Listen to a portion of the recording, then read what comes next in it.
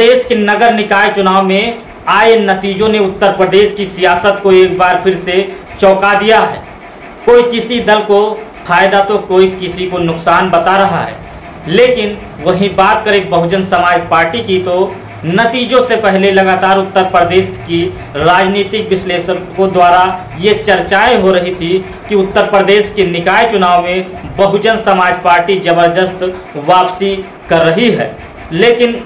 अगर नतीजों पर गौर करें तो क्या बहुजन समाज पार्टी की वापसी हुई है? तो नतीजों पर अगर ध्यान दें तो हाँ, नगर निकाय चुनाव के नतीजों पर बहुजन समाज पार्टी ने वापसी की है।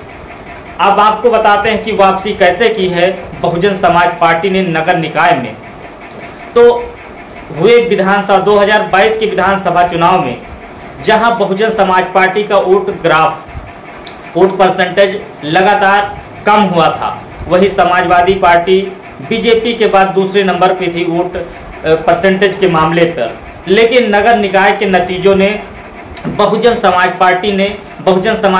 में एक जान डाल दी है, क्योंकि नगर निकाय चुनाव में बहुजन समाज पार्टी के पक्ष में जिस तरीके से मेयर की सीट में उम्मीद की जा रही थी वैसा तो नहीं आया, लेकिन मेयर में जिस तरीके से बहुजन समाज पार्टी को मुस्लिम समाज, दलित समाज के साथ अन्य समाज के लोगों ने भी वोट किया, तो ये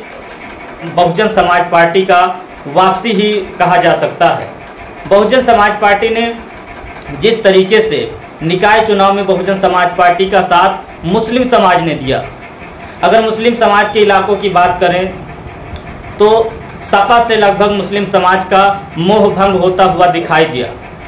जहां पे मुस्लिम समाज का गढ़ है आगरा, सहारनपुर, झांसी, मुरादाबाद, गाजियाबाद और मेरठ, इन सभी जगहों पर समाजवादी पार्टी का मेयर के साथ नगर पालिका में भी जमानत जब्त होने का काम हुआ। वहीं बहुजन समाज पार्टी के प्रत्याशियों में मुस्लिम समाज के साथ दलित समाज, मुस्लिम समाज या अन्य समाज के लोगों ने जबरदस्त तरीके से बहुजन समाज पार्टी के पक्ष में वोट किया। जैसा 2022 में मुस्लिम समाज एक तरफा समाजवादी पार्टी के तरफ चला गया था, लेकिन वही निकाय चुनाव में बहुजन समाज पार्टी के पक्ष में मुस्लिम समाज के साथ दलित समाज भी इकट्ठा होता हुआ नजर आया। तो बहुजन समाज पार्टी ने निकाय चुनाव में ये साबित कर दिया कि आने वाले आगामी लोकसभा 2024 चुनाव में बहुजन समाज पार्टी अगर भारतीय जनता पार्टी को अगर कोई हटा सकती है तो बहुजन समाज पार्टी ही हटा सकती है, क्योंकि बहुजन समाज पार्टी का 2022 चुनाव के बाद निकाय चुनाव में जिस तरीके से अब वापसी हुई है बहुजन समाज पार्टी के पक्ष में प्रत्याशी, सीट भले ही नगर महापौर में नहीं आई, लेकिन नगर पालिका और नगर अध्यक्ष में बहुजन समाज पार्टी की सीटें भी आई। और वोट परसेंटेज के मामले में मुस्लिम समाज जो एक तरफा समाजवादी पार्टी के तरफ चला गया था वो बहुजन समाज पार्टी में आता हुआ दिखाई दिया। तो इससे साबित हो चुका, क्योंकि जब भी उत्तर प्रदेश में बीजेपी का सफाया होगा तो उसका दलित मुस्लिम समीकरण ही बीजेपी को उत्तर प्रदेश की सियासत से सफाया कर सकता है। क्योंकि बहुजन समाज पार्टी के नेता लगातार ये कहते हुए आ रहे हैं कि जब दलित मुस्लिम समीकरण बन जाएगा तो उसके साथ अगला पिछड़ा भी आ जाएगा। तो जब ये दलित मुस्लिम समीकरण बनेगा तभी बीजेपी का उत्तर प्रदेश की सियासत से सफाया होना निश्चित है। वहीं बहुजन समाज पार्टी को जो पश्चिमी उत्तर प्रदेश में जिस तरीके से मुस्लिम समाज ने समर्थन दिया और सपा से किनारा किया, तो ये लगभग साबित हो चुका कि 2024 में इसका लोकसभा निकाय चुनाव का साफ संदेश 2024 चुनाव में असर करेगा, जो दलित मुस्लिम समीकरण बनाने में एक बड़ी कामयाबी मिलेगी। वहीं कुछ समाज के लोग या कुछ पार्टी के कार्यकर्ता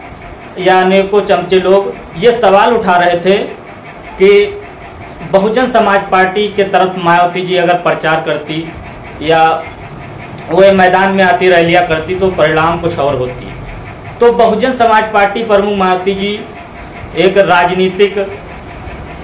बहुत बड़ी राजनीतिक समझ रखने वाली व्यक्ति हैं, जो पूरी सियासत को जानती हैं। उनको ऐसा भी लगा, उनको ये जानकारी शायद हो गई होगी कि बहुजन समाज पार्टी जो निकाय चुनाव है, अगर निकाय चुनाव में जो होता है ये सत्ता पक्ष का चुनाव होता है। सत्ता पक्ष का इसमें प्रशासन भी लड़ता है, मीडिया भी लड़ती है और शासन सत्ता के लोग, सभी लोग सत्ता के पक्ष में होते हैं। तो जिससे ये सत्ता पक्ष निकाय चुनाव में ज़्यादा करके सत्ता पक्ष का चुनाव होता है, वही लोग जीतते हैं। वहीं समाजवादी पार्टी की बात करें तो 125 विधायक थे और अखिलेश यादव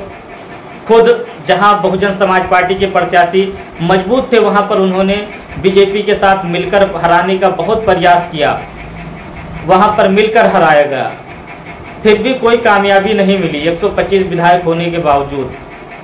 तो अगर बहुजन समाज पार्टी प्रमुख मायावती जी अगर प्रचार करने भी जाती तो ये बीजेपी जो है शासन का दुरुपयोग करके और प्रशासन के माध्यम से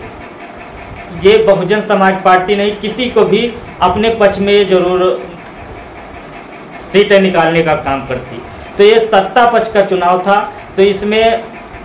बहुजन समाज पार्टी के जो भी प्रत्याशी लड़े वो अपने दम पर लड़े। ऊपर से हाईकमान से कोई सहयोग खास नहीं किया गया था, क्योंकि हाईकमान को ये पता था कि ये लगभग सत्ता पक्ष का चुनाव है और ये शासन का दुरुपयोग जरूर रहेगा, जिसमें बहुजन समाज पार्टी की तरफ से इसको स्थानीय प्रत्याशियों के ही माध्यम से इस लड़ने का काम किया। बहुजन समाज पार्टी नगर निकाय चुनाव में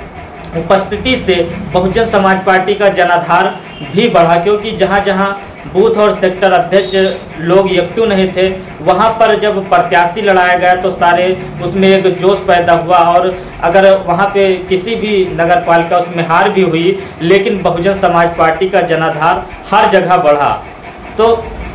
निकाय चुनाव ने ये साफ कर दिया कि आने वाले आगामी चुनाव में अगर कोई बीजेपी को हरा सकता है तो बहुजन समाज पार्टी हरा सकती है। जिस तरीके से समाजवादी पार्टी 125 विधायक होने के बावजूद कोई कामयाबी नहीं कर पाई और मुस्लिम समाज हर सीटों पे लगभग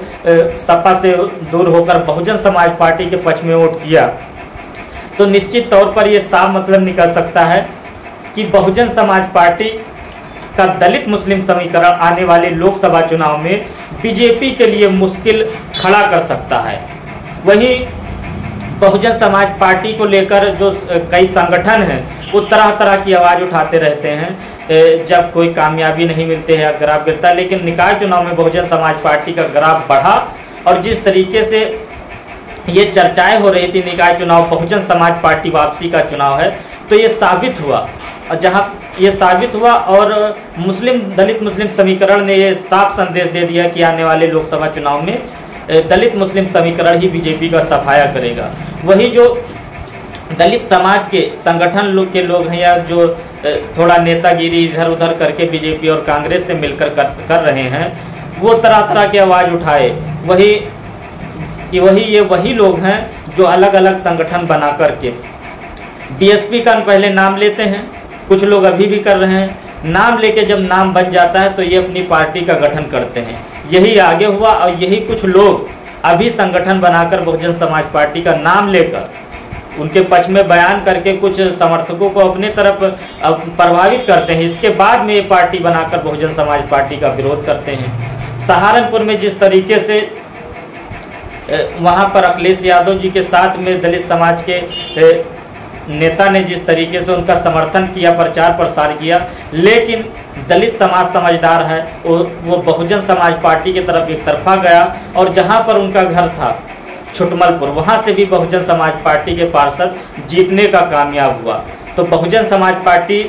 निकाय चुनाव में बहुजन समाज पार्टी का लगातार ग्राफ बढ़ा है 2022 के मुकाबले देखते हुए, और बहुजन समाज पार्टी ने यह साफ कर दिया कि आने वाले लोकसभा चुनाव में बहुजन समाज पार्टी ही बीजेपी को कड़ी टक्कर देने वाली है। जय भीम, जय भारत।